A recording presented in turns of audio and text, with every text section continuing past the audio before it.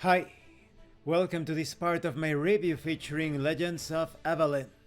If you haven't seen the other parts of my review featuring this Celtic mythology inspired tabletop role-playing game, please check out the playlist in the description below.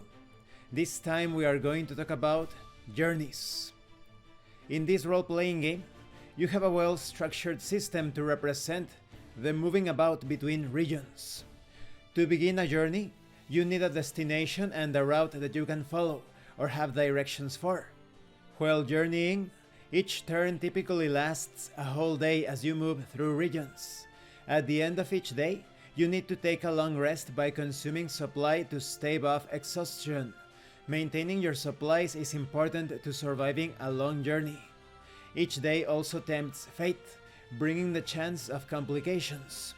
Complications that arise are handled by a particular journey role that can be taken on by characters in the journeying party. There are 4 roles for a journey: Guide, Scout, Gatherer, and Lookout. So you have 4 simple steps to follow when it comes to the journey process.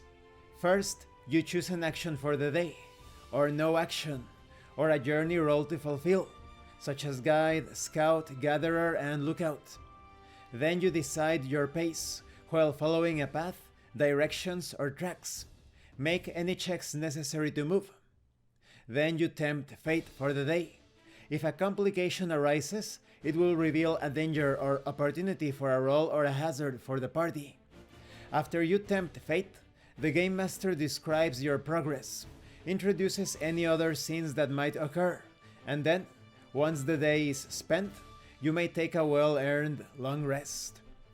When it comes to pace, it determines how many moves through regions you can make in a day. There is normal pace and fast pace, of course.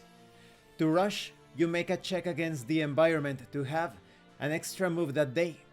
If you critically fail, you don't have any moves that day. Each character makes a rush check, and the party can only move as far as the slowest member. However, characters can give moves to slower characters to speed up the party. It's all about teamwork. Very different from a slow pace that is usually employed to move stealthily. Or a forced march.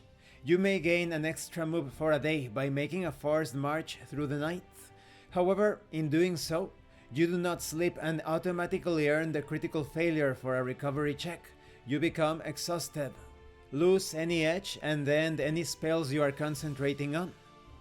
When it comes to exertion and exhaustion, checks you make while traveling represent a whole series of strenuous actions made over many hours. As a result, if you want to change the result of a check when journeying by exerting yourself, you become exhausted as well as exerted. While exhausted, your movement is reduced by 1 region. Unless you are riding a mount, you cannot take a normal pace and will need to earn a critical success with a slow pace or a success with fast pace to at least make 1 move. So there is difficult terrain to consider, but also your mounts. When it comes to journey rolls, the suit of the complication determines what roll is checked. So for example, clubs is wit, guide. Spades are spirit, lookout. Diamonds are agility, gatherer. And hearts are bigger, scout. Guides use their wit to navigate the lay of the land, while making sure the party stays on course. When it comes to scout, they use their vigor to move much longer distances than their companions, feeling out the land ahead, searching for safe places to rest and other things of interest. Concerning the gatherer, gatherers use their agility to maintain the party's supply by foraging, hunting, and preparing food. Lookouts use their spirit to keep vigilant over the traveling party while they are asleep and at their most vulnerable moments. You can encounter hazards along the way, such as land hazards, weather hazards.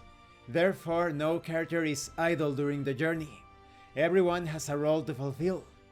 And this concludes this part of the review. In the next part, we are going to talk about socializing. I really like the journeying system. It puts emphasis on the group as a whole, on teamwork. There are various Celtic legends where great heroes such as Cuchulainn embark on long journeys on their own.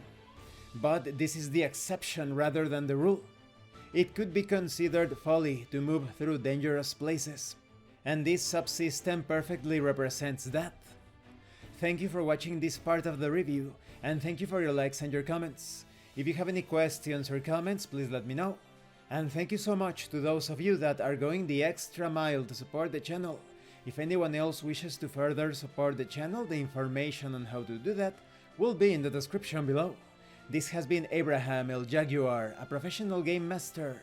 If you want me to run a game for you, please check out the pinned comment below. And remember, roleplay solves everything. Once again, thank you, and see you later.